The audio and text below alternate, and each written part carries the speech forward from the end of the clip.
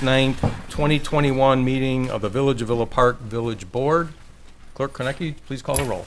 Trustee Silella? Here. Trustee Corkery? Here. Trustee Kozar? Here. Trustee Kumar? Here. Trustee Murphy? Here. Trustee Patrick? Here. President Kazone. Here. Stand for the Pledge of Allegiance. Pledge allegiance to the flag of the United States of America and to the republic for which it stands, one nation, under God, indivisible, with liberty and justice for all. Again? Okay, next order of business is public comments on agenda items. Clerk Konecki, do we have anyone signed up? I have no one signed up for agenda, no. Okay, anyone in the audience, agenda items? Okay. We have any amendments to the agenda? The board? No. Seeing none? Okay, we will go to item number 5, presentations. This is always a great event. We'll have a swearing in and badge ceremony for Fireman Frank Repash, who is being promoted to the rank of lieutenant in our fire department. We'll have a swearing in with Chief Rakosnik and Clerk Konecki.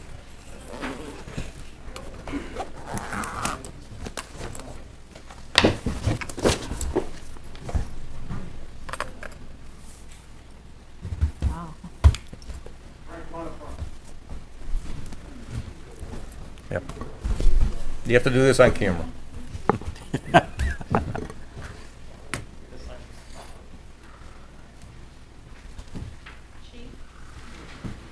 Chief Brown, are you going to say anything?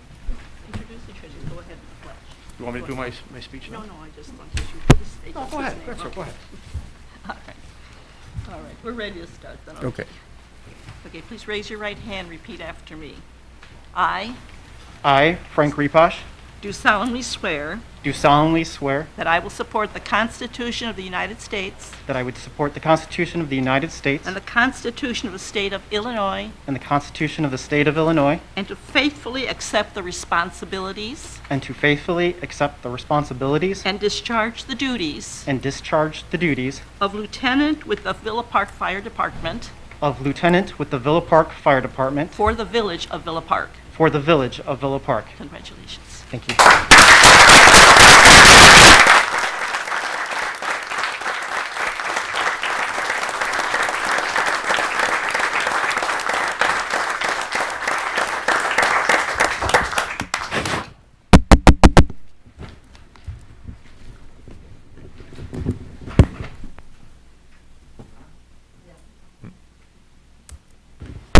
There you go. Is it on? Now, There we go. All right, first of all, welcome Frank Repash, Lieutenant Frank Repash tonight. Welcome to the Village Board, Board of Trustees, friends, family. Tonight on another uncertainty night with the weather. But I told Frank through thick and thin, weather, rain, snow, tornado, we're going to get this done. So here we are. Frank started his career in October of 2005 with the Villa Park Fire Department. Currently, he is a licensed paramedic and has been since I believe he got here in 2005. He is a Advanced Fire Officer 1, Incident Safety Officer, Fire Investigator, Fireground Company Officer, just to name a few. Frank has a bachelor's degree from University of Illinois. And the promotional process, in case you don't know, takes about 5 months to get promoted. 90 days to study for a written exam, and then we have a tactical exercise amongst other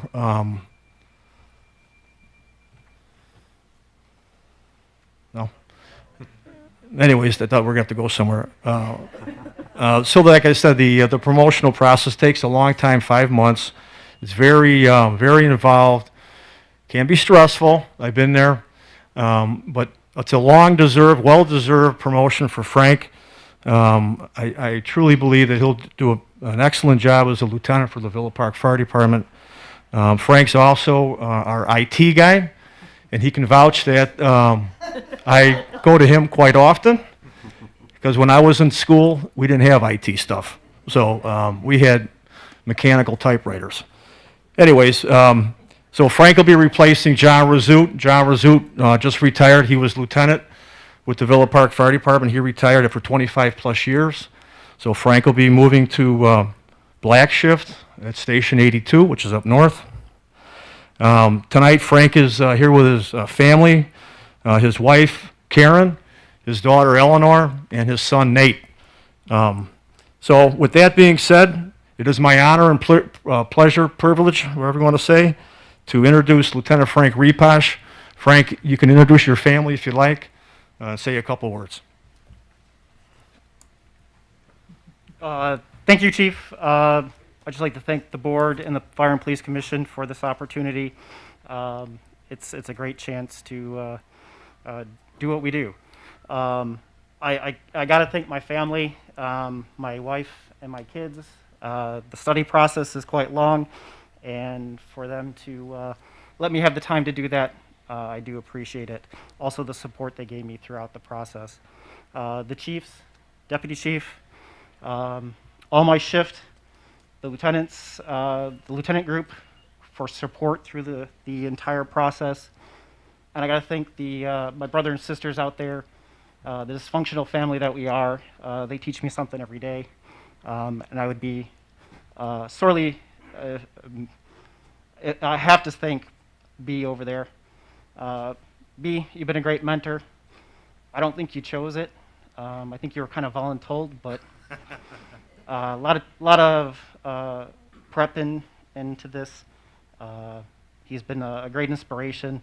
A lot of tears shed, a lot of arguments, a lot of good times too, a lot of late nights. So I just look forward to the opportunity. Thank you.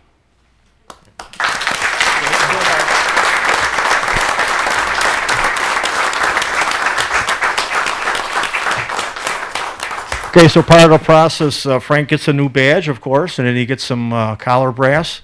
So we're going to have his two children put the collar brass on him, and then his wife will do the closing touch with the badge.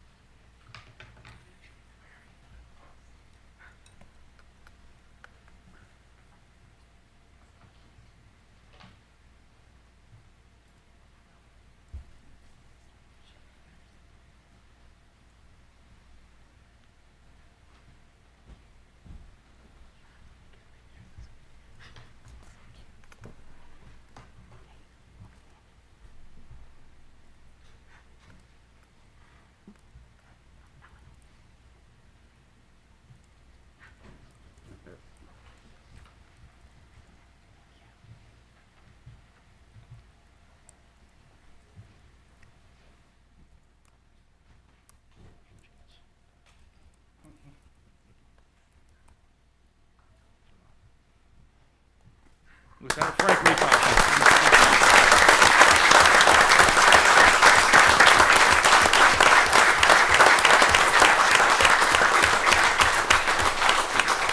Well, Lieutenant, on behalf of the board and everyone up here, we'd like to congratulate you.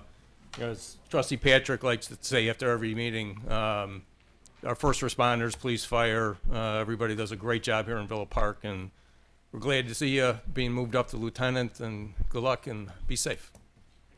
Thank you.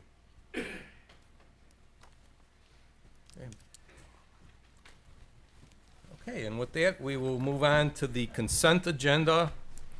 Item 6A, minutes from the board meeting held on July 26, 2021. And 6B, bill listings for the weeks of July 26, 2021 and August 2nd, 2021 in the amount of $1,247,335.86. We have a motion. Trustee Yes. Patrick. Mr. President, I'd like to make that motion. Okay, we have a second. Trustee Corkery. Yes. We have a second there? Yes. Any questions or comments? Seeing none, Clerk Kronicky. Trustee Silella? Yes.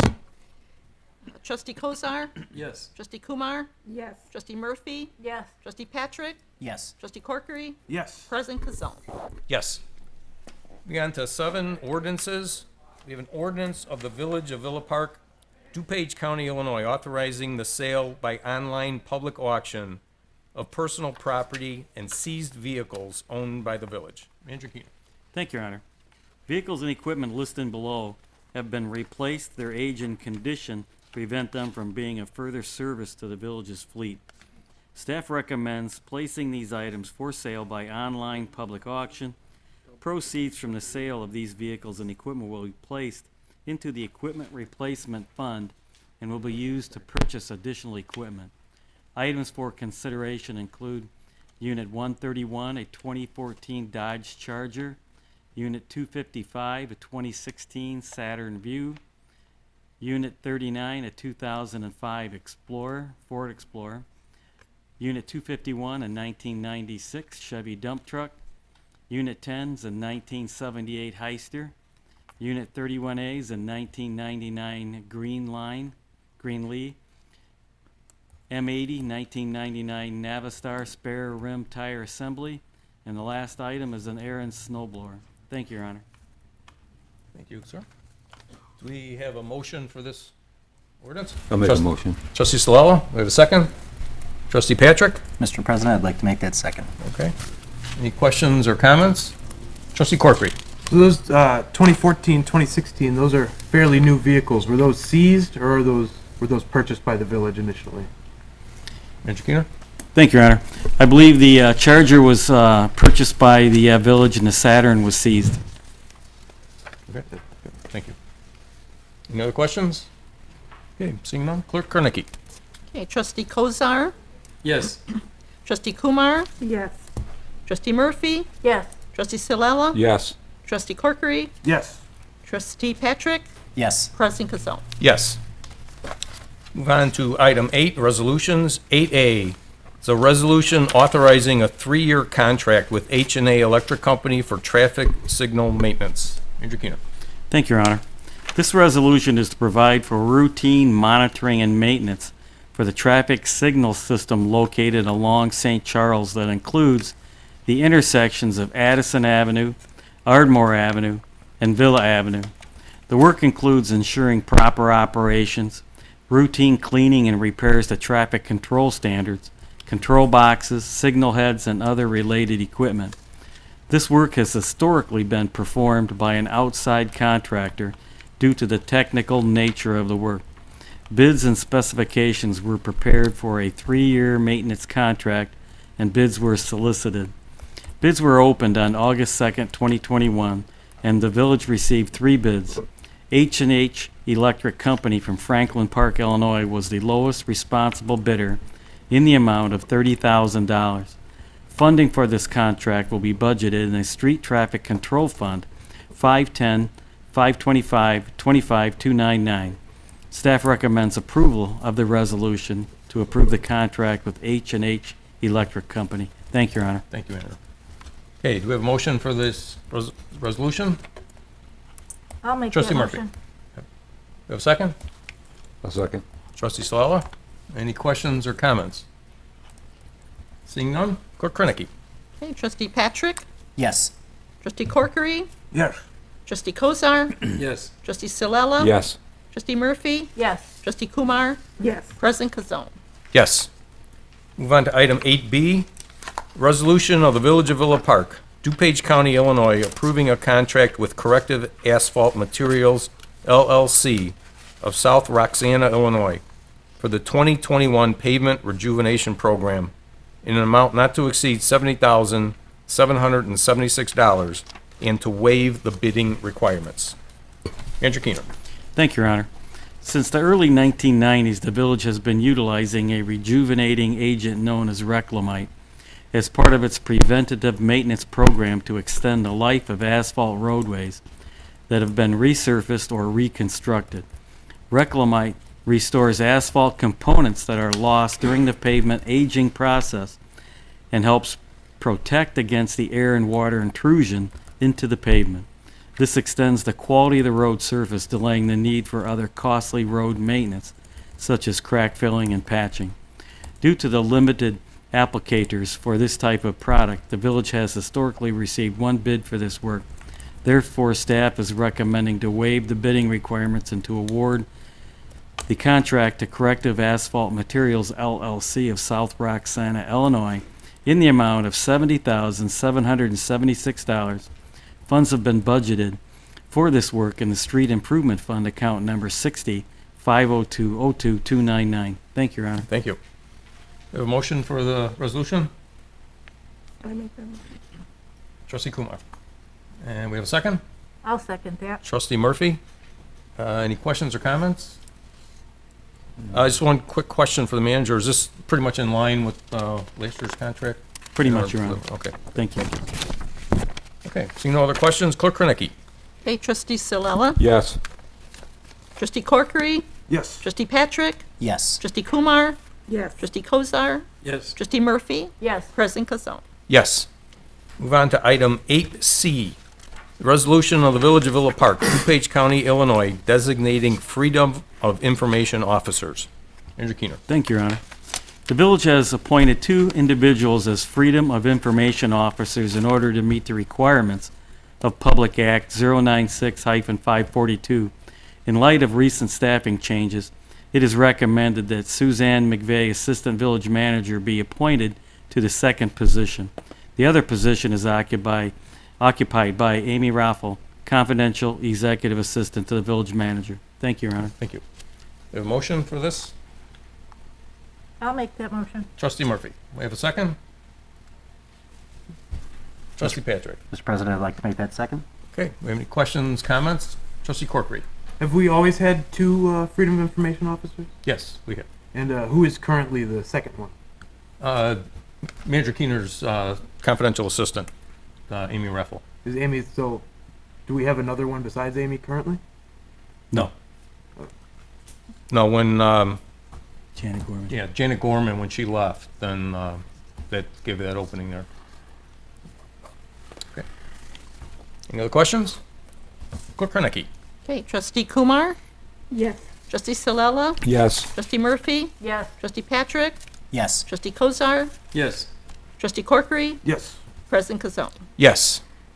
Okay, we'll move to item number 9, public comments on non-agenda items. Clerk Krenicki, do we have anyone signed up? Yes, I do have some folks. The first one I have is John Country. Can I take Huh? this off to speak?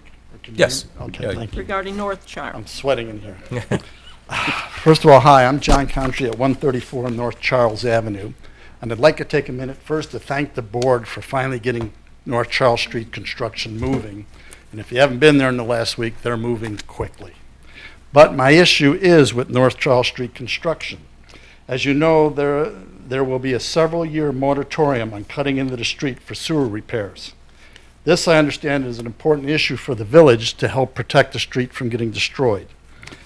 We as homeowners have just found out the cost to replace our sewer on this street during this project will be well over $4,000. How does the village expect a homeowner to pay for this by August 20th, when real estate taxes are due 11 days later? We also just found out that the east side of the street is getting all their sewers replaced for free. Yes, there will be no cost on the east side of the street, but the houses on the west will have the burden of paying to protect the street so that it does not get ruined in the future.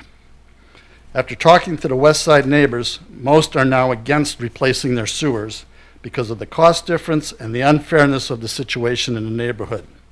This is going to lead to someone needing a sewer repair and having to cut into the street. And even with the village moratorium of several years, I don't believe the village can deny someone from repairing their sewer line so that they can live in their house. If the village wants to protect the street for future repair work, they need to make sewer replacement fair for everyone on the block. My understanding is the street estimate cost came in at $165,000 under budget. The cost to the village is around $59,000 to replace all the sanitary pipes on the west side of the street. The village will still come in $100,000 under budget, and this would be the right thing to do if they want the street protected. My question to the village are, Why the inadequacy of burden to protect the street?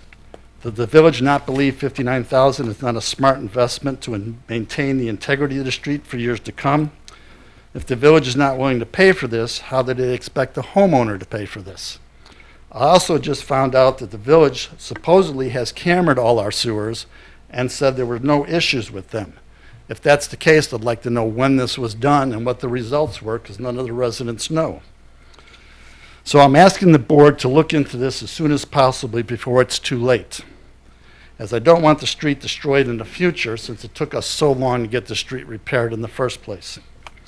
And as a note, I want to thank the trustees that contacted me over the weekend from my email to discuss this issue.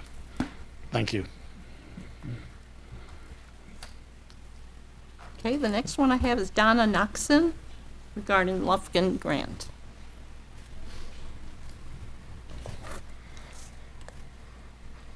Hi, my name's Donna Noxon. I'm a Park and Rec Commissioner for the past year, hoping the board has all received their packets I sent out last week.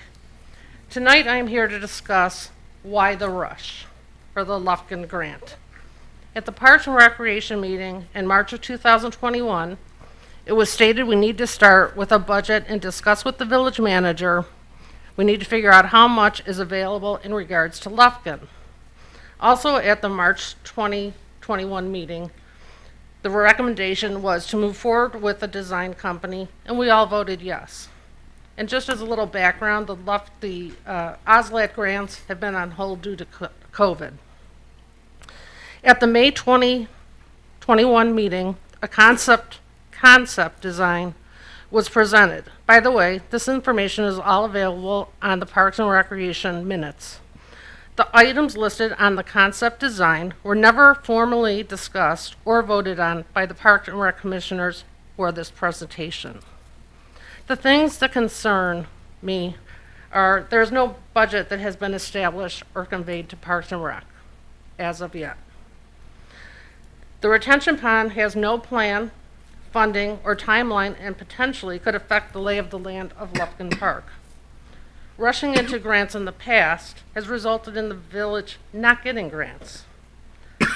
There has not been enough time to contact there's not going to be enough time to contact the deed holder, and if it's not approved, we stand to lose that land.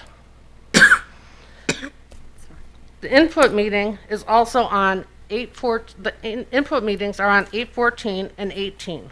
The 14th is the same day and the same times as the District 45 bike ride, the Community Pride Chalk Party, the Big Rigs, and the Impact Hoops are all going on at the same time. A busy time for parents preparing for back to school and last of summer travel. This could affect turnout and is poor planning. I myself found out on social media. So my question to all is, how can we digest, interpret, and come up with a solid plan from input meetings to send to the board to approve, to then write a solid grant by 9/1, less than 2-week time frame? Why the rush after all this time? Lufkin was known to be 30 seconds. slated to close at the beginning of 2017. So here we all are 4 to 5 years later with no plan in place. This should have been shovel ready. In closing, I'm going to kind of quote Jack Hauser, what he said at the ordinance meetings. Jack Hauser said, and these aren't his words, if it's not worth rushing to push out product just to push out product, take the time and do it right. So I ask the board not to rush into voting to approve recommendations for a grant due on 9/1. Let's take the time, resident input, data, and come up with a solid plan to send in the future. And not go into this haphazardly. Okay, thanks, Don. It's going too long. Okay, sorry. It takes me a while to close it down. Okay. The next one is Bob Wagner on Ride with D45. Good evening. I'm here to talk about the District 45 bike ride, which we're calling Ride with D45, which is going to occur this coming Saturday, August 14th, from 9 a.m. to noon. The start point is the St. Alexander parking lot. And first off, I just want to extend thanks to village staff because we got a great deal of cooperation with the bike ride, manager's office, the police department. And this is turning out to be quite a big event. When they first opened it up for registration, they quickly got 179 people sign up for it. We're capping it at 225. And as I mentioned, the event's going to start and end at St. Alexander's parking lot. The Knights of Columbus will be cooking food. Scaris will be on hand. DuPage Rail Safety Council, Advocate, and Kona Ice, Lanito Cycle. And the primary point of the ride is to kind of educate young riders about bike safety. So Ride Illinois will be there to give safety pointers. We'll be distributing reflective wristbands and bike lights. We're really excited about the event. And we are looking for a few additional volunteers. So I don't know if the camera can pick this up. I think you can go to the Tri-Town YMCA website, but if you go to volunteerssignup.org/JF3JT, you can sign up. We're looking for a few more ride marshals and a couple other folks to help out. And I appreciate the time. Thank you. Great, thanks, Bob. Is there a cost for that, Bob? No, Okay. absolutely no cost whatsoever. And they're distributing a limited number of T-shirts, and as I mentioned, reflective wristbands, courtesy of Chris Burke Engineering. We're bike light sets, headlights and taillights, and a bunch water bottles, a bunch of other stuff. So absolutely free. Good, thank you. That's all. That's No all? one else. signed. Okay. Any more public comments, non-agenda items?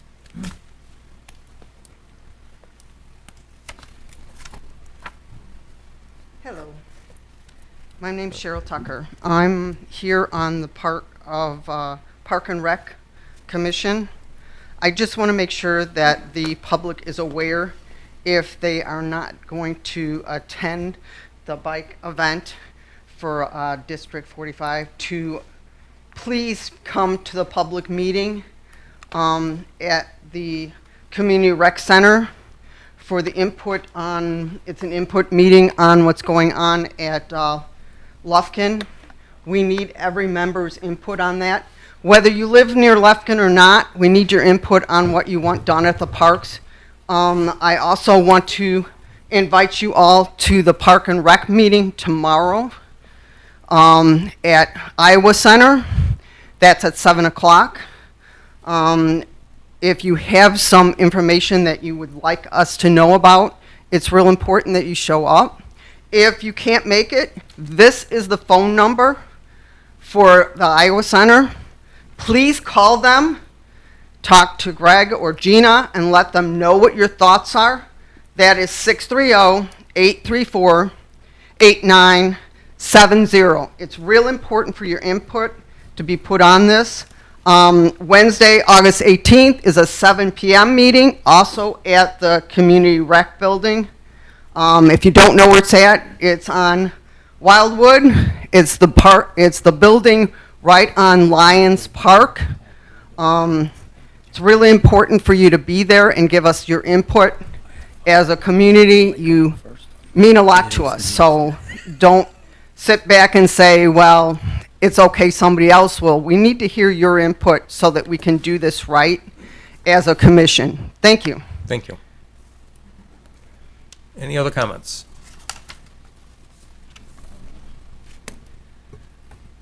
All right, I guess it's old school day, right? First of all, great to see you all.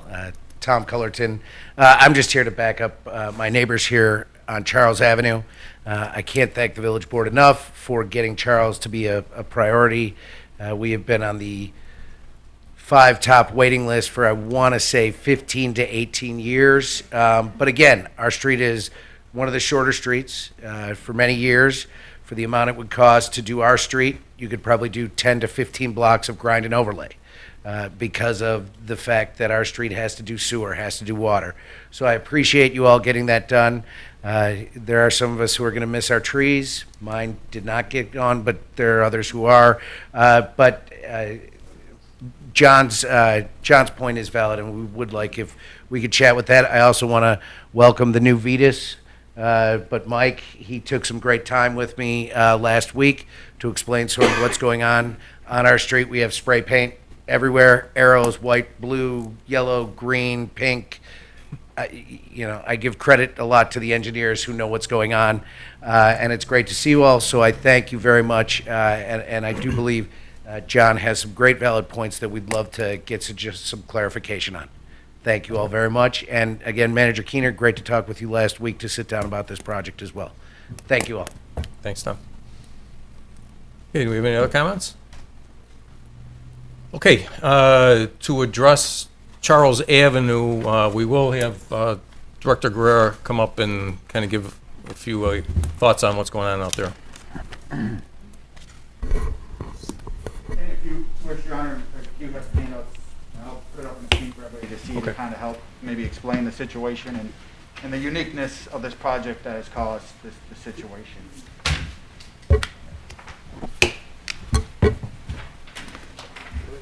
Yeah. That's in the front.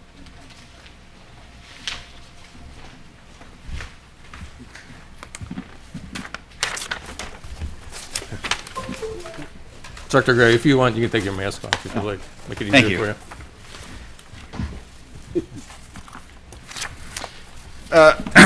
Yeah, thank you. As those are getting distributed, and hopefully as this is pulling up onto the screen, this project is a little bit unique in the sense of the situation that's occurring and why one street is getting essentially sewer replacements. Charles Avenue is a project where we're replacing, I'm trying to see if I can't. It's a little hard to see, but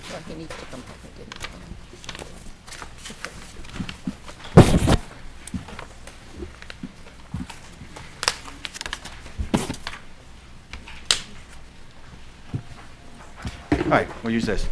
So as a general consensus, Charles Avenue is a project where we're actually replacing both the water main and do a sewer separation project, which is typically not, to me, the projects that we've experienced in Villa Park. And there's a few issues that have come to rise, and that's the reason the east side has to have the sewer laterals repaired. There's IEPA or EPA regulations with regarding water and sewer separation. The sewers have to be separated from the water main by 10 feet horizontally and around 18 inches vertically. And in this project, it's kind of hard to see, and that's why we kind of had handouts for the board members. But the existing blue line on the left is the existing main on this project. I can zoom in. The green is the existing combination sewer, and then the dashed lines are the proposed alignments. When this project was getting developed, as you can see, we're very tight, and I should have mentioned the yellow is gas. Very tight in the corridor in terms of existing utilities, and in the same process, we have to put a new water main so that we can keep service to the residents during the construction with the existing water main, and then also install a new storm sewer in this project. To keep that 10-foot separation between the new water main and the existing sanitary sewer and any proposed storm sewer, several locations were evaluated, and it was determined the most economical to run it along the eastern side. So that solved the 10-foot separation. However, now we're running into sewer laterals. The uniqueness about this project and the reason that we have so many laterals that need to be revised or repaired is due to the vertical elevation of the pipes. The combination sewer on Charles is relatively shallow. It's kind of hard to see on here, but the dark line is the new water main, and these existing shallow lighter lines are the existing combination sewer. With the sewer being slightly higher than the proposed water main, because the water main is being put in about 5.5 feet deep to protect against frost, we have to put the laterals on top of the sewer, or go over the top of the water main. And for that, there is no vertical separation requirement. Therefore, we have to protect those sanitary sewers each lateral for 10 feet in either direction with water main quality pipe, i.e. plastic pipe. By the time we do that, you're talking 20 feet over the top of the pipe, essentially the lateral's getting replaced. Typical projects, this does not encounter. Most of our projects, our sanitary sewer is lower than our water main, so we just have to maintain the sewers underneath 18 inches, so we just repair the section underneath the water main if needed. So in this one, we're going over the top. So we have a vertical conflict and a horizontal conflict, which correlated to the whole the eastern side essentially get new laterals. Per our code, each lateral is the homeowner's responsibility. The village only maintains the mains. Each service lateral is the responsibility of the homeowner. With all these projects, we do offer elective work to allow the residents to participate, and we do encourage, as Mr. Contry says, the replacement of your sanitary sewer line, just because most of the sewer lines are clay tile. That leads to often intrusion with roots, leaking, breaking. And so this is an opportunity to improve that at a lower cost than it would be on a point repair if your sewer breaks in the future. He did mention there's about $4,000, which is correct. That's what we charge the residents, but that's not the total cost to the village. The village offers a discount of $1,000 on those sewer linings because of our sewer reimbursement program. And then on top of that, we do not charge any restoration because we're typically doing it with a project. So if you look at each location, it's a little over $6,000, about $6,200 per lateral location to do it for the west side. And there's 21 homes on the west side of the project. So that equates closer to $130,000 of addition and not the 59. Yeah, let him finish, please. Can you hold please till the end? So therefore, that's why we haven't incorporated them. We're not picking the east side just to do all the laterals. It's more of a mandate that we have to fix those laterals due to these conflicts. And to answer, in terms of the cost, the manager and I have had discussions. We do not have a policy for a payment plan that's on the books, so it's a case by case. And we agreed on this project that it would be worthwhile to offer payment plans to those in need. And so we're getting those out to the residents have requested them. I believe we have like 4 or 5 requests so far on that block, probably in the next day or so. We're kind of revising them to bring them up to current dates in the situation with this project. Okay. And that would be a 12-month payment plan of equal payments over the months. Okay, good, thank you. Okay, sorry. Mr. Conti, would you get it, please, and could you come up to the microphone, please? One question I got is you said it's going to cost about $6,000 per house on the west side. Correct. But the difference between our bill and the east side bill is we get a $1,000 credit, they get a $4,130 credit. Same amount of work's being done, same charges being done. So the difference between us and them is $3,130 per house, which works out to $59,000, not $100,000, because you're saving the $44,000 from $4,000 to $6,000. It's not $6,000 a house. You're paying that already if we do the work. It's the credit is where the difference comes in. I've seen their bills. It's a credit. Should say that it's not incorporated in the plans. The east side was incorporated in the plans due to the separation. Okay, but if we do our sewer, we're going to get you to pay the difference that you're paying on the other side with the credit. That is the correct. We will pick up the 1,000 and then the restoration with the project. Right, and it's not going to be 6,000. I mean, I'm saying in the terms of the overall when budget we of the put plan. bill to bill across the street, the difference is the credit you're giving. That's the big difference to the village, I believe, which is $3,130 times the amount of houses. So I believe, the honor, the response would be, obviously, this is elective work. We're not requiring it, we're just recommending it. This is atypical. Most projects, we do not replace the laterals or the sewer connections for most homes throughout all the other capital projects unless it's a situation where the conflict is a result of the work we're doing. So as we have the other projects, we have not typically funded laterals for other homes. Another question for you. We have a moratorium on the street for several years. What is several?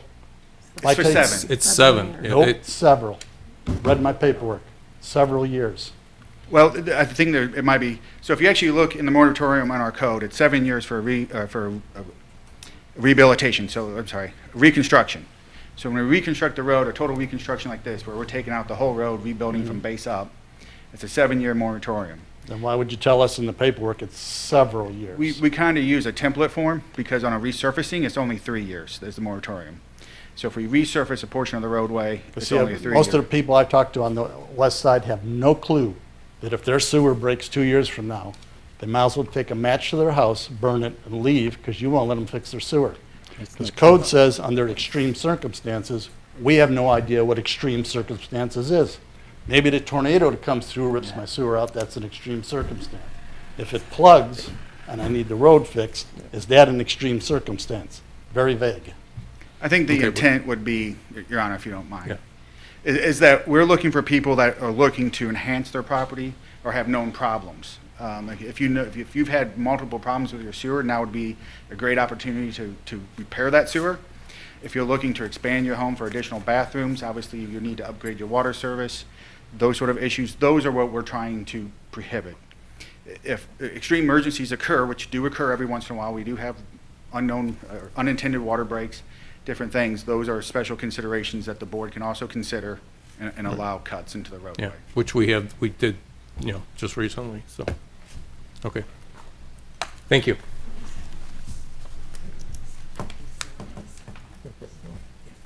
Okay. To address the other issue, the Director of Park and Rec will come up and kind of go through, thank you, the OSLID grant. Thank you. I gotta look for that. Yeah, I know. Good evening. Explain the OSLID grant and what's going on and the reason that there's kind of a rush on that right now. Well, back earlier in the year, I approached the manager about when the OSLAD grant from the governors was cut out of the budget.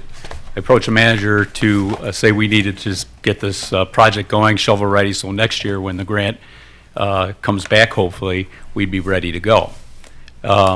Just at the end of July, we found out that they reinstated the grant. So we had talked to the Rec Commission several times about some of the plans, conceptual ideas, nothing's set in stone. And our idea was to give us enough time, we were going to have our input meetings in the fall, but since everything was moved up, and the idea is that a lot of other park districts and recreation departments aren't going to be ready to move forward with their grants because it was a month notice, less than a month. So we wanted to take the opportunity to apply for that grant to get the 50% funding for additional recreation amenities over at Lufkin Park. So we are under a time constraint because originally some of the other directors had thought that the grant was going to be due September 15th. We talked to the grant administrator and she told us no, it's going to be September 1st. Now when we did meet with the grant administrator, she was asking me the type of amenities, or asking the designer the type of amenities that could go into Lufkin Park. And nothing was set in stone, but we did mention some things, and she said that would score good on your grant application because you don't have that amenity in Villa Park. So what we've been trying to do, as we get the community input, is some of the amenities that aren't available to residents would score well on the grant, and hopefully we'd get that grant money. So it is under a time constraint. We weren't planning on doing community input meetings until September and October, but we want to go for the grant. If we don't do the grant this year, then we'd have to resubmit, and that would be next September. And usually what happens is they'll make a determination, and if you get to the second round, you do a presentation to the DNR downstate in Springfield. And that's usually in November. And then come January, they will make a determination on who is awarded the grants. So then you're looking at a project to start in 2000. If we didn't move forward, it would start in 2023.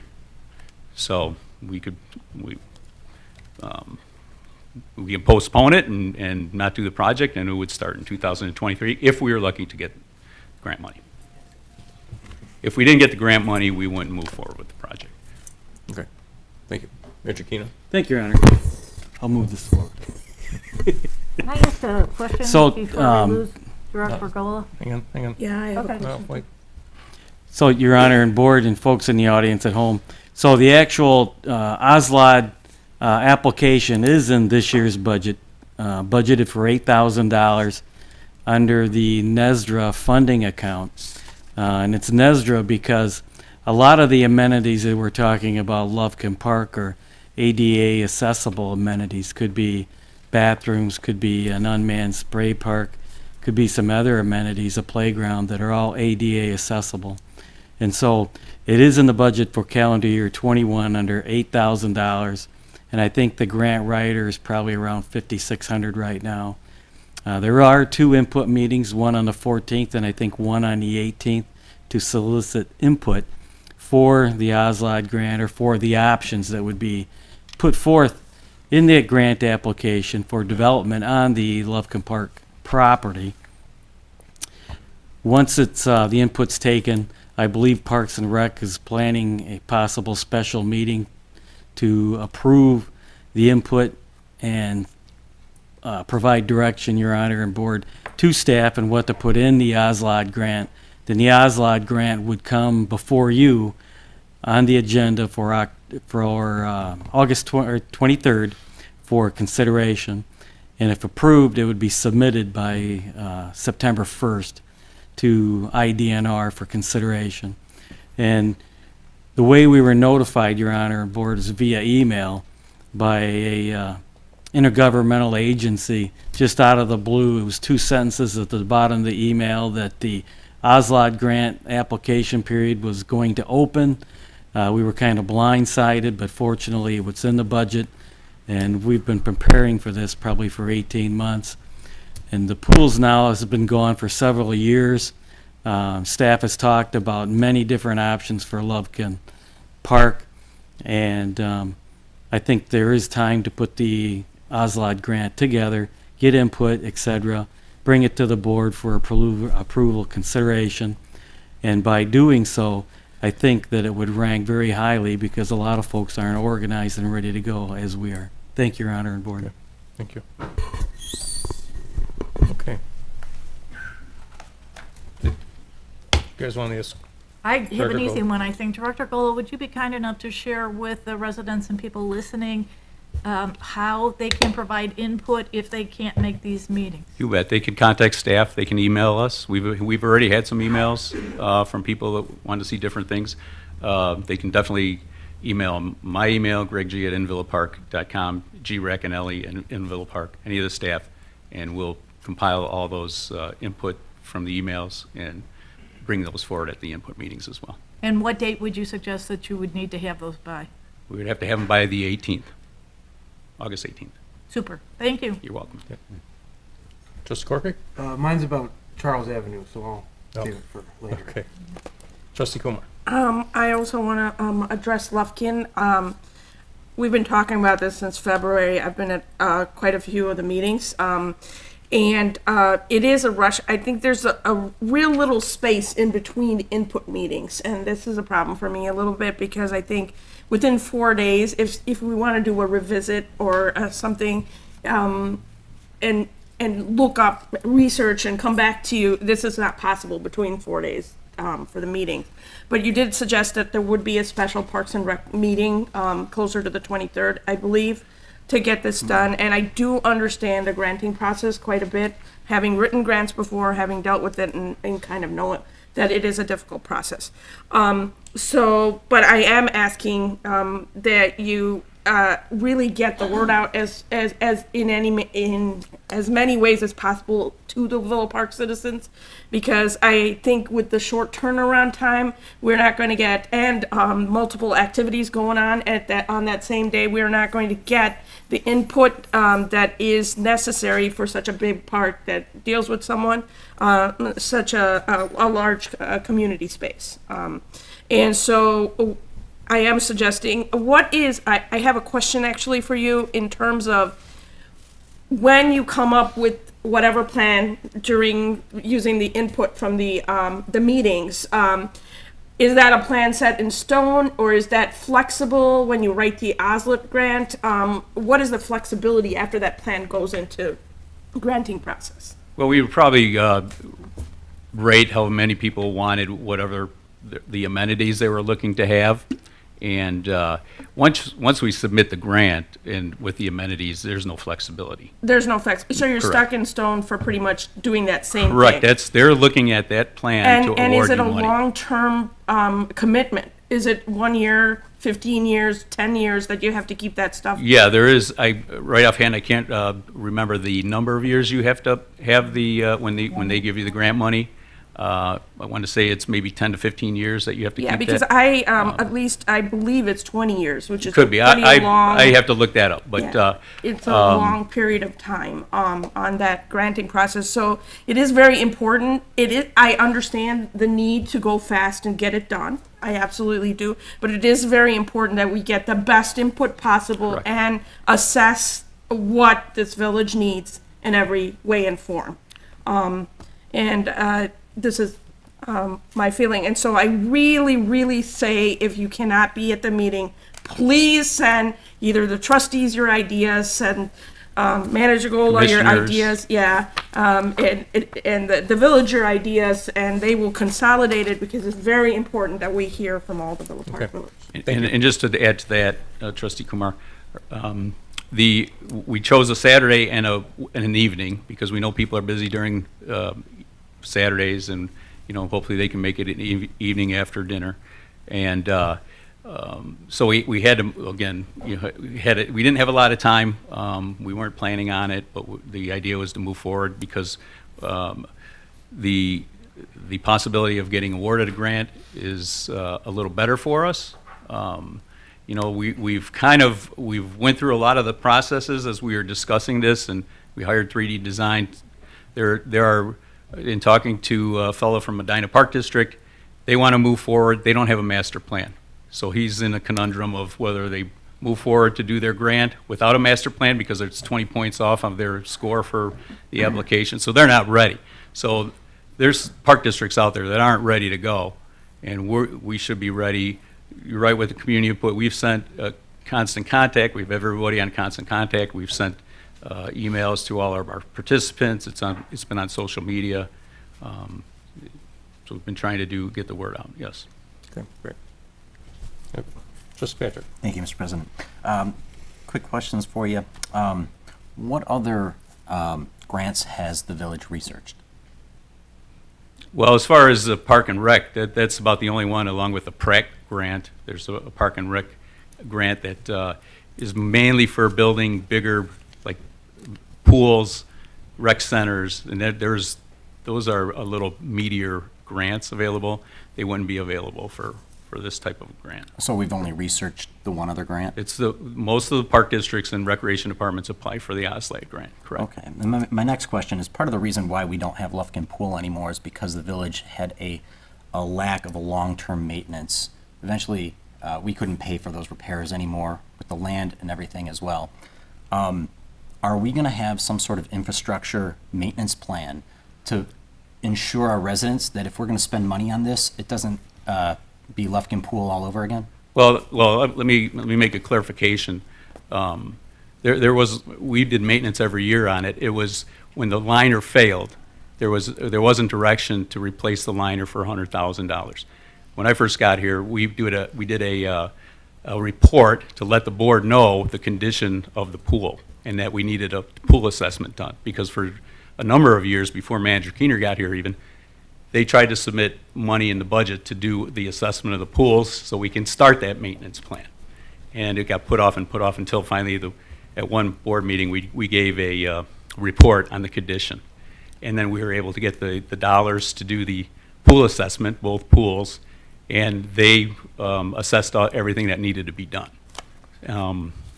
As far as like an example is the skate park. Every year we do preventive maintenance. We have a maintenance plan on the skate park. So matter of fact, they were just out there last week, repair some of the nicks and damages before the concrete gets too bad and do those type of things. So we would develop a maintenance plan for each individual amenity. Okay, thank you. Okay.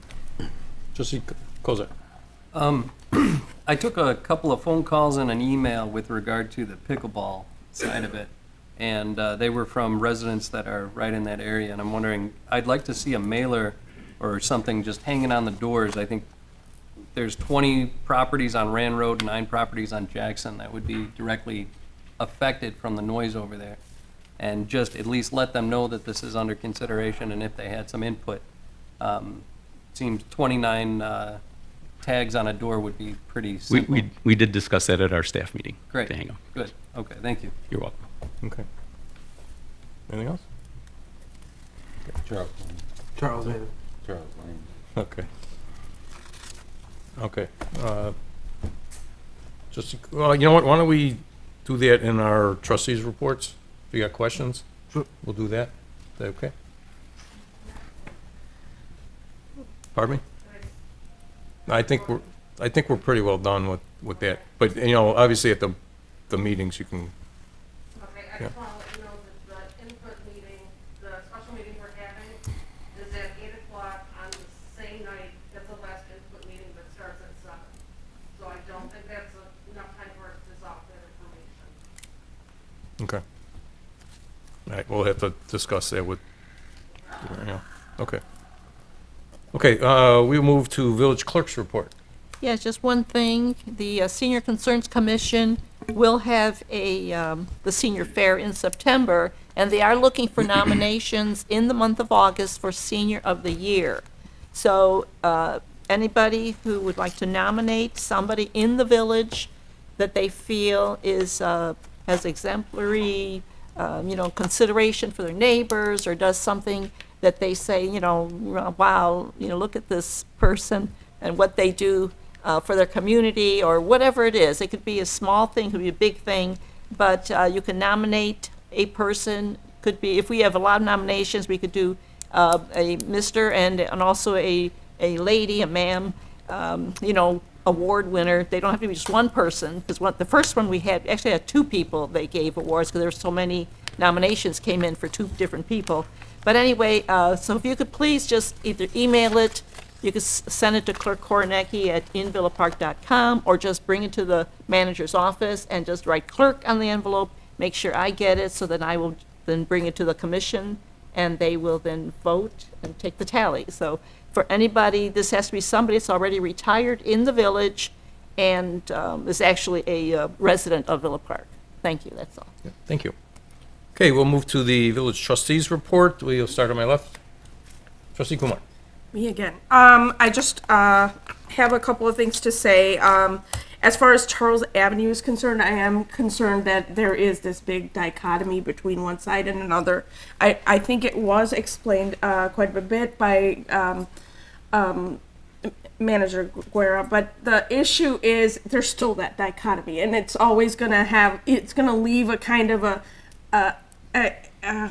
I don't know, a bitter feeling among neighbors in that area. So I think we need to, this is a special case that we don't want to have neighbors kind of pitting against each other because they got their thing fixed and someone didn't. I'm sure they're really friendly on that street, and I've walked that street, so I am concerned that there is this huge differential. Okay, thank you. So, I'll kick off with the questions, if that's all right, and they're all about the clay tile sewer connections that are being left in place, largely is my understanding, on the west side of the street. So, have the village taken any steps to look at those, to see if there's any that we can identify that are problematic? Because I know it's been an issue, as you talked about, we just had a big thing about cutting into the street. Obviously, we don't want to do it. Have we identified any that need to be replaced at all, or do they all look good? What's the status of that? Yeah, be Mike. Okay. Director Guerrero. Yes, I apologize for not addressing that question in my presentation. We do try to camera all the main lines, sewers before projects, and I believe this one location was done prior. It's probably been a couple years now because the project has been delayed. Where we do camera the main line, looking for issues on the main line, and then we do look at every lateral connection the best we could. And it's my understanding that all the connections looked in fair condition on this project. You're not worried about like roots intruding, anything like that happening in the Unfortunately, we 7-year timeframe? have, with a lot of these older homes, we don't have clean outs in the yard. And as part of these, if they do get the elective to do their sanitary service connection, we do put a clean out, or they have the option of a backflow preventer to stop the backflow. And then that would give us the access as well to camera with the push camera. But in the circumstances here, we don't always have access to the homes to get into the push cameras. So especially during the last couple of years with COVID, we limited entering homes to do any sort of work like that. So we kept it out. If it was in the roadway, in the public access way, we would try.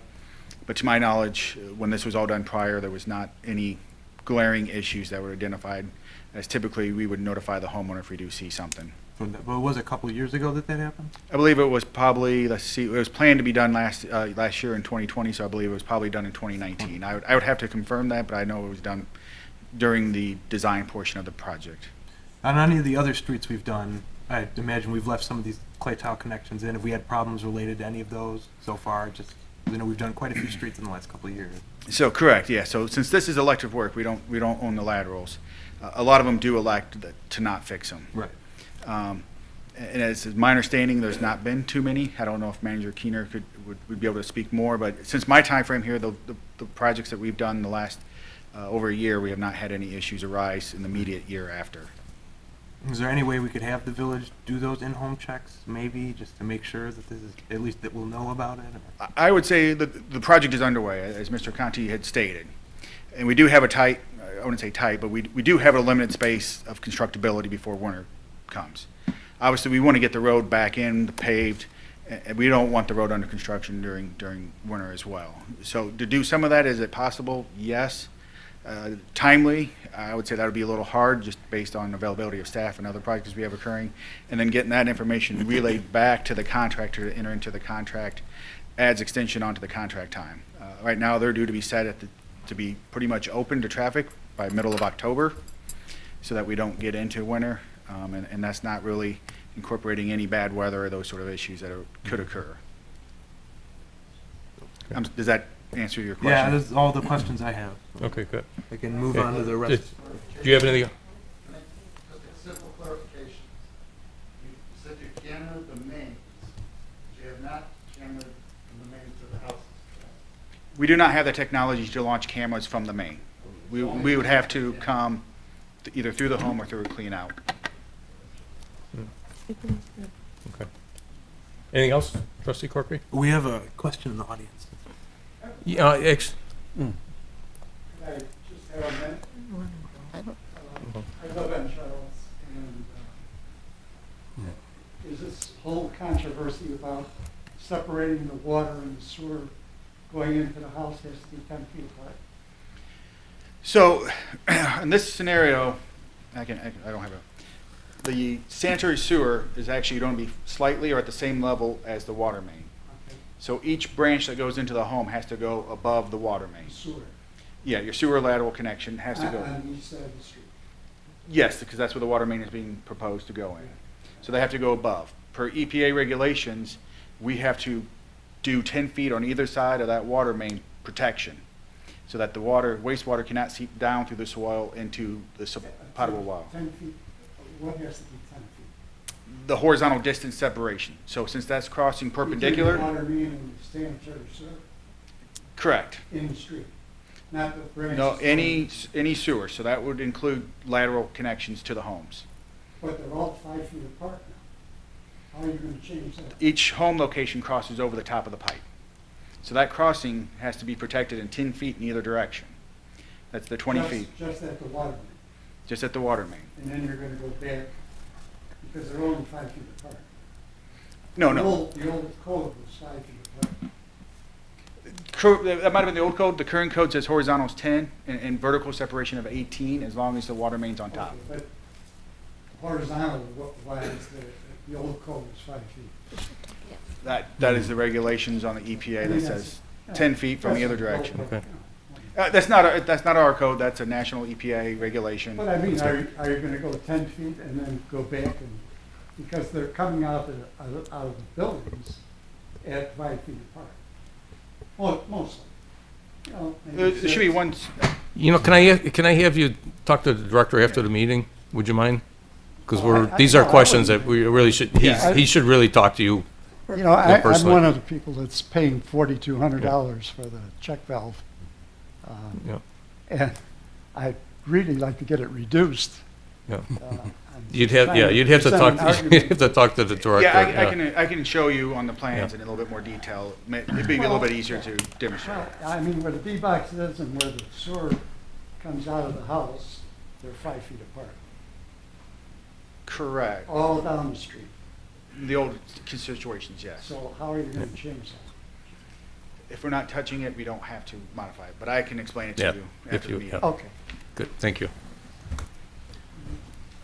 I'll keep the rest of it quick. It's all fun stuff Okay. from here on out. So, I'm sure you're all sick of hearing me talk about it, but Macbeth was a big success. Thank you to everyone who came out to watch it. We had a great, very enthusiastic crowd. Lots of participation from people in the town, and it was just nice to see so many people working on a great big art project together, trying to bring more of that sort of thing to Villa Park. So we're hoping to do some more theater in public next year, and if anyone wants to get involved, if you have any other ideas for how to beautify our town, how to bring more of that sort of thing to Villa Park, please reach out to me, and I'll be happy to talk to you. The other thing is, in a similar vein, the Sidewalk Chalk Party is coming up Saturday, 10 a.m. at Village Hall. It'll be big boxes of chalk. You can bring your kids and express yourself artistically out on the sidewalk. You have it blocked off. You can bring the whole family, come do designs, and have a good time, and be creative. That's all I have. Thank you. Trustee Murphy? Yes, everything has pretty much been touched on. I would just like to give a shout out for what an awesome night we had for National Night Out. Good job, a lot of people, and to piggyback off of that, we've had wonderful attendance at many of our events. The National Night Out was well attended, Shakespeare was awesome, well attended, and it appears that all of our concerts are too. All I would ask is for everyone to do their best to continue to maintain social distancing. DuPage County's COVID numbers are increasing. I'm sure Manager Keener and President Cruzone can expand on that, but we want to continue to maintain these events. So please, everyone, do your best to spread out as best that you can so that we can continue these great events throughout the rest of the summer. Thank you. Thank you. Trustee Kozar? So a few meetings ago, we voted against putting that omnibus ordinance bill together. And I had suggested that anybody here on the board, we can sit and talk about it, as I'm the liaison for planning and zoning. We could go over how we split those up. Dave Ciela has taken me up on that, and we've gone through it at detail. I encourage everybody else to do it. Additionally, has that been or is that going to be brought back to planning and zoning? Is that on their agenda? I don't think it's on their agenda, is it? No, they've already Yeah. voted on it, Your Honor. Yeah. So that would have to go through planning and zoning again, because they've already, Right. it's not on their agenda right now that I Okay. know of. I would like to see that put on their agenda. So, thank you, Your Honor. So, planning and zoning, the way I understand this, and Kathy's not here tonight, but Mike is, but planning and zoning has already voted on it. And so for it to come back to the board, it's got to be in substantially different form. Otherwise, we have to wait for 2 years for the change of the board. And so the way I understand it, we would have to move forward and segregate or break up the current form of that. So maybe the containers could come first, something else come second. But planning and zoning has already voted on that, so it's very difficult to take something they've already approved and push out to bring it back again. Thank you, Your Honor. So, to your point, Manager Keener, that was exactly what I had suggested, that is broken up into its individual components and then brought back down. It comes forward. Trustee Kozar, they've already voted on it. So Okay. now, So planning and zoning has to take what we have as an omnibus bill, broken into its individual components, so it's subject by subject, and then planning and zoning has to have a public meeting on it again. At that point, they can vote on each individual one as they see fit, make changes, amendments, so on and so forth. Then on an individual basis, each unit then will be brought back up to the board. You're shaking your head no. No. They've already voted on it. They've already voted on the material that was presented to this board. They're done with it. So Okay. now what we have to do as staff is receive direction and segregate it out. So if the containers come forward, Right. and then this board would deliberate that particular item. Okay, so And then this we would, board, I would encourage this board to give that direction. Do we need 3 board members to do that? Yes. Okay, I would like to make a motion, yeah, 3. right. Oh, that's true. Yeah. So I'm one, Deepa's another. It looks like you've got 4 or 5 of us. Mike, as the attorney, is there anything more that we have to do to get that back to planning and zoning? Or would It doesn't go to planning Yeah, and it doesn't zoning. go, it doesn't go to planning and zoning. It comes back. Yeah, the board would decide it. Planning and zoning is completely done. out of it Okay. right now. So we just need to bring it back on the agenda and we can discuss it. Okay, that was what I didn't understand. Wait, is So- that in the 5 parts or 4 parts it's gonna be in? No, it's all broken up. It would have to be broken up, Yes. Okay, right. So- Each individual one would have to come in front of the board. Okay, that's it. That's what I'm asking. Gonna do that. Yes. okay. So all that said, would you like me to break it up and then I can present it to the board? Staff can do that, Your Honor. Huh? Staff can break it up. Yeah, okay. So staff can do it, and then staff could probably get it out and distribute it. Yeah, it's, And then we could- yeah, you're just gonna take the different sections and break them up. It isn't, Yeah. we're not gonna add any text that the planning and zoning did or did not put in. It's just the way it came to the board. We're just, if it's containers, it'll be by itself. If it's any type of entertainment, it'll be by itself. And it'll just be broken up so it's substantially different form, but it comes back to this board. It doesn't go backwards. It's already been voted on.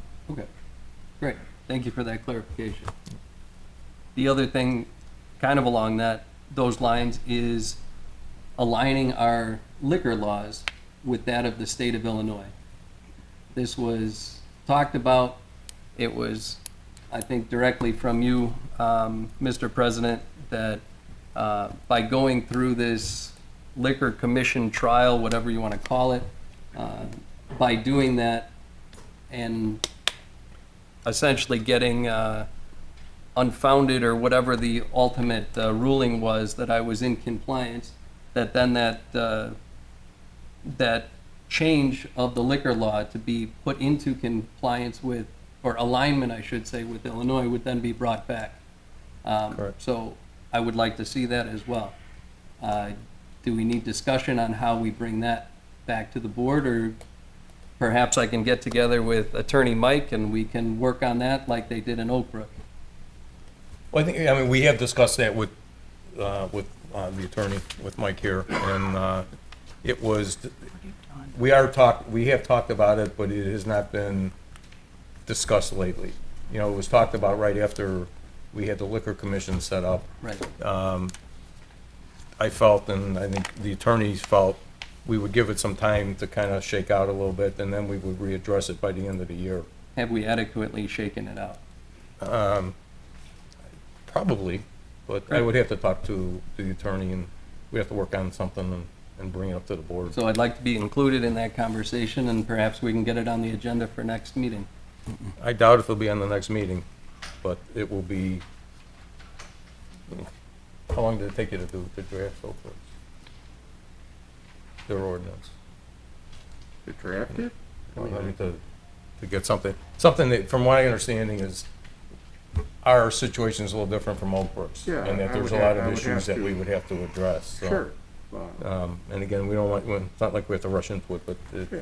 I mean, it's something that, you know, I'll talk I to the could village talk with the manager. village manager and Yep. Kathy, and we could get something moving. I Yep. would say that, trustee, it would be a good idea that you don't participate in any of the discussions, because that would be a requirement of the ordinance, that you recuse yourself from all liquor discussion.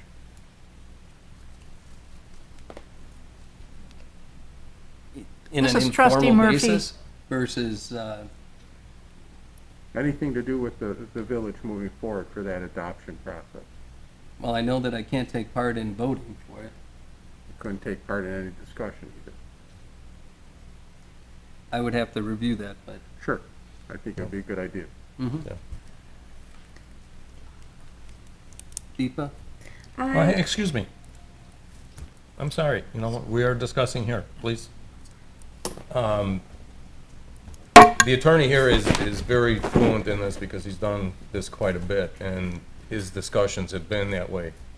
If you like, I mean, obviously, you know, you're an attorney, I mean, you know, law too.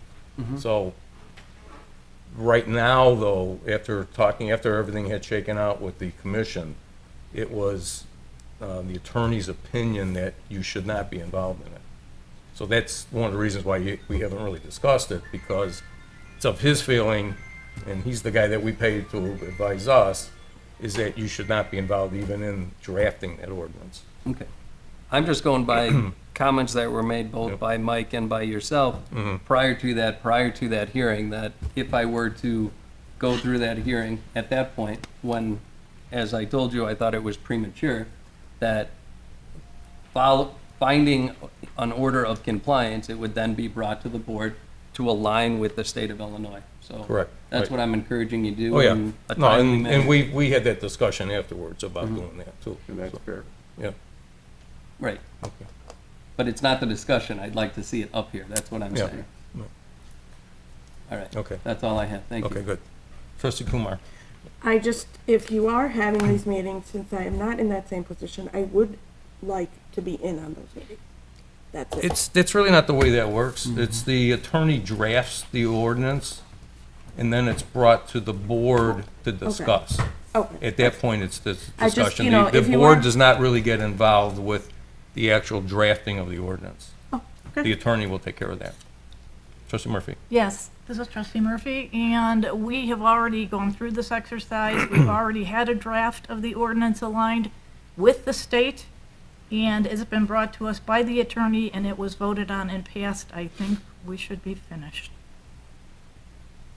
Okay. Well, Thank actually, you. see, our ordinance is not in line with the state. Ours is a lot stricter than the state. Ours does not match the state ordinance. I would like to be a part of those meetings too, because I have significantly reviewed that and gone through it, and I would tend to disagree and be interested in additional input. Okay, Thank you. okay. Just goes out, you're done? That's it. Thank you. Okay. Trustee Patrick. Thank you, Mr. President.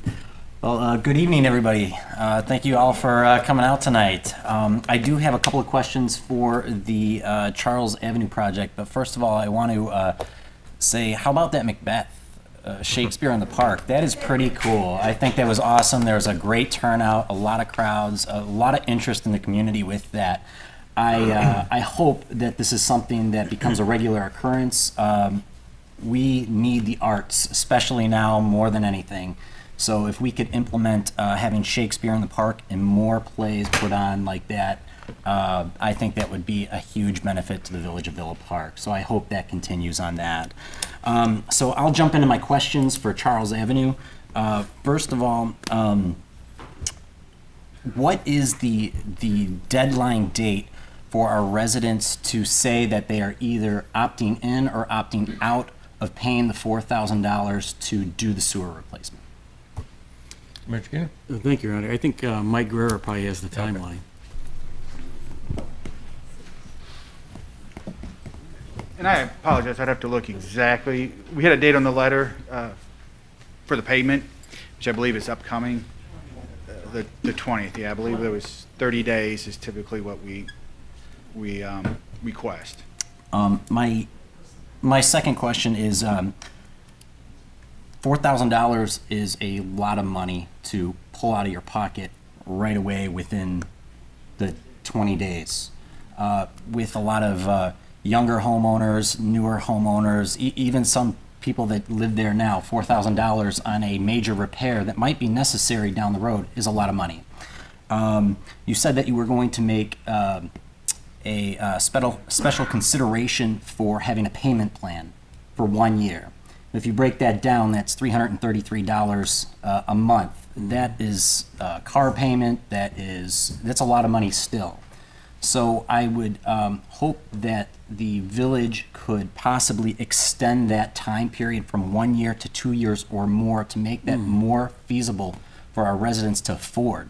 because dropping $4,000 on on a whim like this is no easy feat for some people. And also, people might have to dip into retirements, they might have to take out loans, however to get that, if it's a necessary improvement for their home. And as Senator Cullerton said earlier, it's been 18 to 20 years that this project has been on the docks, and now we're just doing it now.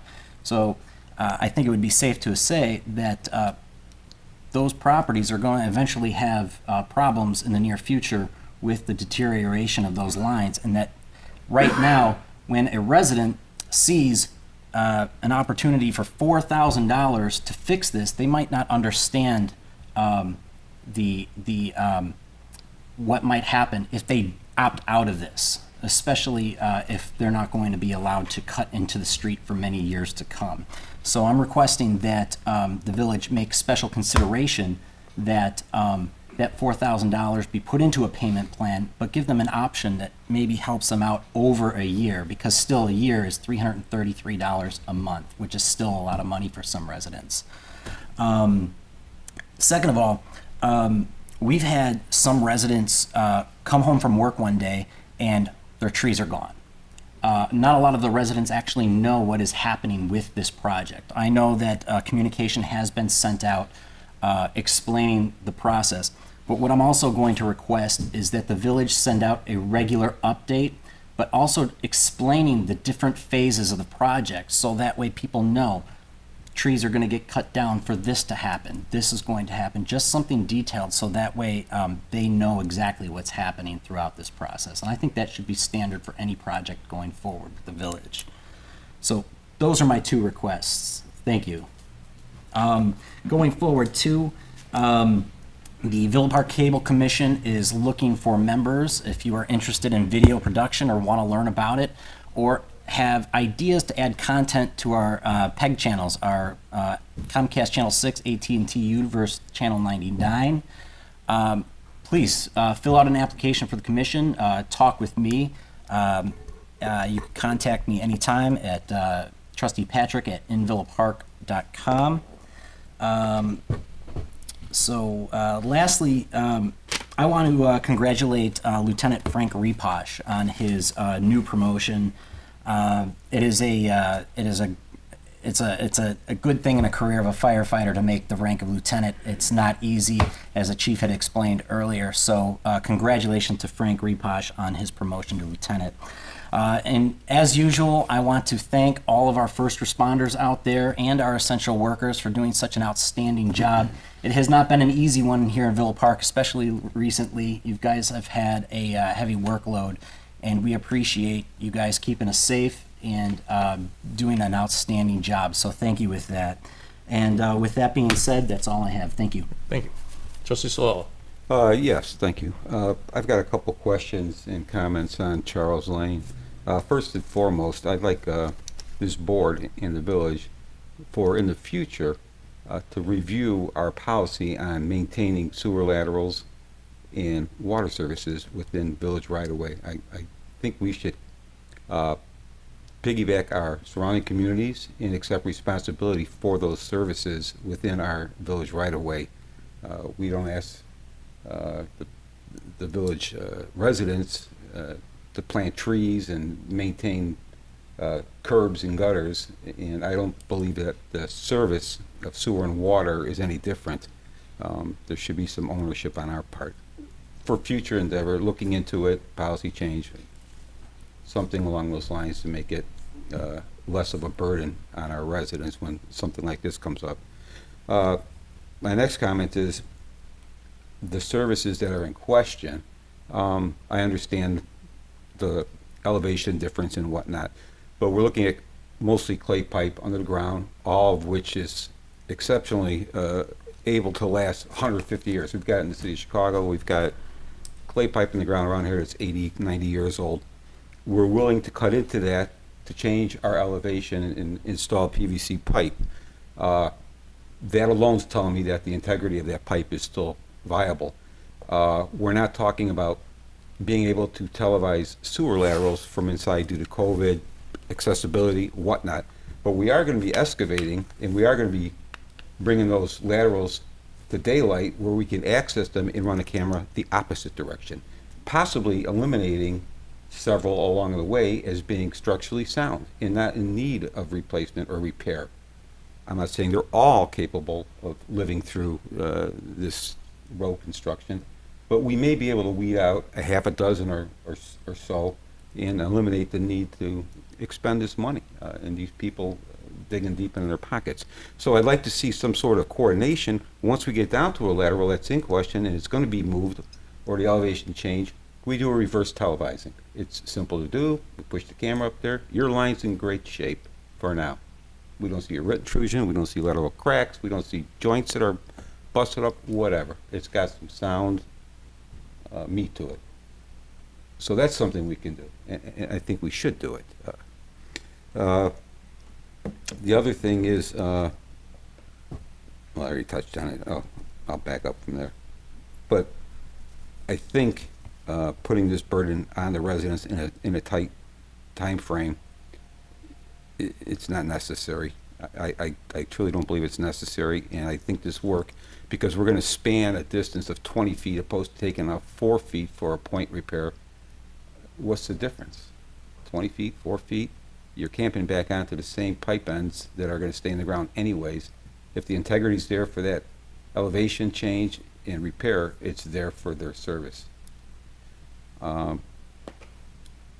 also like to know, because we haven't talked about it, what if we come across a water service that is failing, is lead, it's in the way? Are we going to put that burden on the resident also? I haven't heard any discussion on that. So that's something I'd like clarified, as I've been asked by our residents. If Director Mike can possibly touch on that, I'd appreciate it. Director Guerrero. So a few things. For the water service, we're replacing the water main. So all water services get replaced back to the B-box. If we encounter lead on the back side of the B-box, that is the resident side, we do inform the resident that they do have a lead service and that they will need to probably look at rectifying that. In terms of the 20-day window, we did put out, especially on this one, they got 2 letters early on in the project, identifying elective work being the sidewalks, the sanitary sewers, I believe sidewalk, sanitary sewers, aprons, and a backflow preventer. We did modify those mailings to go out where they actually receive a big, larger packet. It's probably like 7 or 8 pages, where we try to identify each breakdown of each pay item of what it includes and kind of a rough estimated cost, so that there'd be a little bit more time for planning, knowing that it is a larger sum of money that might be coming. So while it's not like years and years, but we should try to do that in the early on when the project's going out to bid, so that they can prep a little bit more time than just having a bill within 20 days. So that has been done, and to break on Trustee Patrick, we have modified all of our communications where we're able to get a weekly, if they signed up with their email through Code Red. If not, I do recommend any resident on Charles to send in their email. We'll sign them up for Code Red. We send out weekly updates, like they got one last Friday stating that the trees were down, and this upcoming week they'll be doing water main construction.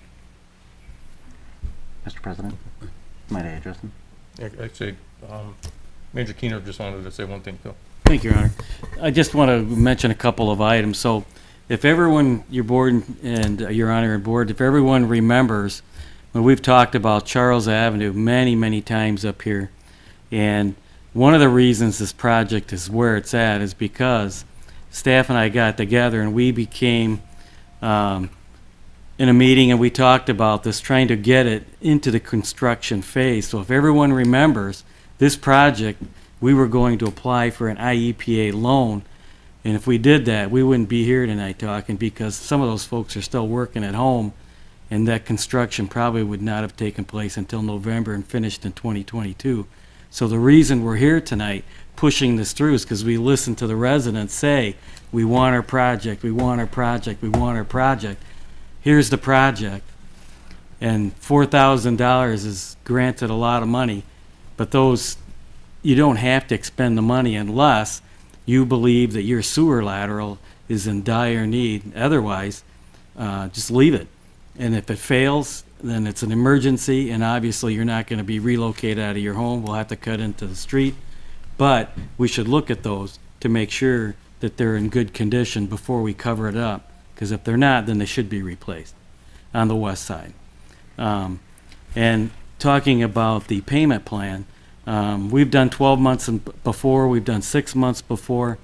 And folks may not understand this, but we have over 7,700 water bills a month, and it's tremendous follow-up to pull out certain water bills and then bill them individually. And it takes a tremendous amount of follow-up each month to record that time and time again, because these aren't the only folks that have payment plans. There's other folks that we've went on their property per a court order, cleaned up their property, liened their property, and then they have agreements, plans with us to repay after a lot of years, and some of that's thousands and thousands of dollars. So I just wanted to mention that before Director Scheibel talks to me tomorrow. Thank you, Your Honor. Okay, Board. thanks. Go ahead. Thank you, Phil. Yeah. So my question to you, Mike, is it possible to reverse televise these laterals when we come upon them so that the residents can make a decision based on fact and not just it may go bad and we just threw $4,000 away for nothing? Or, hey, it's a good thing we're here, we caught it, you're gonna get a deal at $4,000 to correct the problem. So it's not, gray, it's black or white. It's a good sewer line or it's not. It's not, it's on your side, okay. I'm sure they'll feel better about putting their money out if they know there is a problem. I mean, just to say it could be, and then, you're not gonna have a good time I would putting. say the reverse lateral, I guess, to make sure I understand. So there are certain camera trucks that can go down the main and launch. They can launch a push camera reverse up the line. We don't have that capability. I would have to check with the lining contractor when they do their pre-television and measurements, if they have that capability on their camera to do that reverse launch. Right now, we're on the east side because that's where the water mains are gonna go through. Right. We can push back the other way, but there's not a guarantee that every lateral on the other side is directly in line to make that bend into the sewer from one side to the next. If it's possible, there could be a possibility. Sure. I mean, there are small cameras. They're hand push cameras. We don't have to have a camera truck or crawler cameras or anything of that nature. As long as we have access to that lateral in our excavation, we should be able to televise it in reverse and give them a good answer to the integrity of their pipe. I would say on the west side, we don't have the excavation, but there's a possibility, yes. We can take a look. As the storm sewer goes on that side, we'll have to see as they come across, that could be a possibility that we can take a look at the excavation as we come across. And I think it'd be a lot easier to swallow that pill if you had facts. I mean, if they had good facts that yes, indeed, their line is failing, and now's the time, or no, it's not, move on. That's all I got. Thank you. Trustee Spector, one more question? Thank you, Mr. President. To add on to Trustee Ciela's, I think it's safe to say that a majority of people or homeowners won't know that their sewer line is in dire need of repair until something breaks. So for these homeowners to find that out, we have to come up with a solution where we either do it for them or they're going to have to come out of pocket to pay somebody to do it themselves, which is even more money on top of that. We said it earlier. It's been 18 to 20 years in the works for this project to be done. We've said it's been up there for, it was in the top 5 for many years for this project to be done. And it's been pushed off, and finally we've come here when we've had a hall full of residents complaining about this. What I'm trying to get at is that what makes these residents believe us now that this project is going to get done. So you send out some letters, and I understand, explaining that this is going to happen and explaining their options this way. But still, to the point that some of these residents have been waiting for this for 20 years, some of them are probably like, is this really going to happen? Still. Reluctant to push out that $4,000. And again, that is a big expense, and I don't think 1 year for a payment plan is enough time for some of these residents. It needs to be a longer payment period or a lesser amount. And I understand that it might be more work to pull individual bills. I think you said 21 of them on that side of the street. But if this is how we do things, we need to help our residents out by giving them options, not limiting them or making them make ill or poor informed decisions. I agree. I would just like to point out, though, this is not the only project that we have in the community that's underway, started, or beginning to start. And so you got to look at also limitations of staffing ability to get on those. We have the Maple area that's involving, I think, 6 or 7 streets. So that's a lot greater than 21 homes. You know, you're talking nearly 100 homes in that area. So we do try to do our best, but we also have several projects, and like Manager Keener says, we have outstanding agreements that we've made individually basis, and then it's tracking down payments. And then, so why I understand it's 4,000, you gotta understand too, it's if this is not a street under construction and you have a sewer break in your yard, I know Trustee Murphy and I have spoke several times, it's a lot greater than $4,000 at a one time. You know, you're talking $8,000 to $10,000 is the typical bills that I've seen come across my desk. So I understand it's 4,000, and that's why we're trying to partner with the residents to make it as reasonable as possible to do it. But if we do it here, we have other equity issues throughout the community with every project that we come across, and pretty soon we will not just be able to handle that. To be perfectly honest, I just want to be clear that we try to do our best, but you know, to try to do what we're doing here, I would feel we need to do on all other projects, and then we get into an unsustainable If you would go, And maybe that's something that we can look at in the future, but as of right now, we got, Into this. excuse me, ma'am, I think we're done. We've talked this a lot. If anyone has any more questions or comments, we can always direct them to Director Guerrera, Manager Keener. Nick? I got one more question. Would it be something in the future, I'm not talking about pending projects now, something we can include in our bid specs that would include televising of sewer laterals and prevent this in the future from coming to where we are today, speaking about projects that are currently I think that's underway? doable. We could look at inclusion into Right, specifications. 'cause, I mean, somewhere, it's gotta to start lateral somewhere, launches. and I'm not saying cut into it midstream, but in the future, include it. The contractor knows up front he has to provide that information. We have good information, the residents have good information, and we're not here talking about it. We can definitely look at those conclusions. Thank you. Thank you. Okay, we will move on to the village president's report.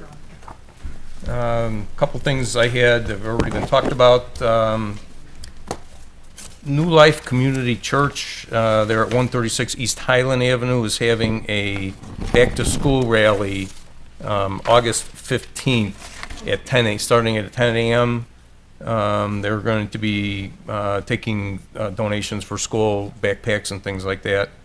Their website, or actually, Villa Park at newlifechicago.org is their email. Villa Park at newlifechicago.org. Love Your Neighbor Day is coming up on September 18th. They are still looking for residents who need help. Those have to be in by August 20th. They are still looking for a lot of volunteers. Those have to be in by September 4th. And their website is www.ccvponline.net. And it's a great thing for a lot of our residents. And summer concerts, which we touched on, this Thursday at Cortese is Classical Blast. And the 19th is going to be Rosie and the Rivets, and they are a pretty good band. And that's all I have, and we'll go to the village manager's report. Well, thank you, Honor. I'd like to echo Trustee Murphy's comments about our concerts. Last Thursday, had a very good concert in Cortese Park. I'd probably say over 400 people. And I'd say this Thursday is probably going to be about the same. And so, which leads me into my COVID update. So that COVID-19 continues to surge once again in Illinois. Hospitalizations have doubled and ventilator usage is 2.5 times higher over the course of the last month. New cases have grown by 10 times since the summer low. As of last Wednesday, 96% of those hospitalized with COVID-19 are unvaccinated. In order to head off the spread of COVID-19 and the highly contagious Delta variant, Governor Pritzker and Illinois Department of Public Health Director Ezeki urged everyone to get vaccinated. On Thursday, Illinois reported 3,048 new cases of COVID, the highest number since May 7th, and 14 additional deaths. The 7-day case positivity rate statewide is 4.6%, the highest since January 26th. Health officials report 73.2% of Illinoisans over the age of 12 have received at least one shot, with 56.9% of Illinoisans being fully vaccinated. Thank you, Your Honor. Thank you. That's it? That's it, Your Honor. That's it? Okay, good. Yeah, definitely. It's unfortunate, but we start wearing masks again and hopefully get everybody vaccinated. Okay, our next open board meeting will be Monday, August 23rd. The board will be meeting this Wednesday, August 11th at 6 p.m. We will go right into executive session to discuss sale of village property and get a motion to adjourn. I'll make that motion. Trustee Murphy, have a second? I'll second. Trustee Salella, all in favor? Aye. Good. And we are adjourned.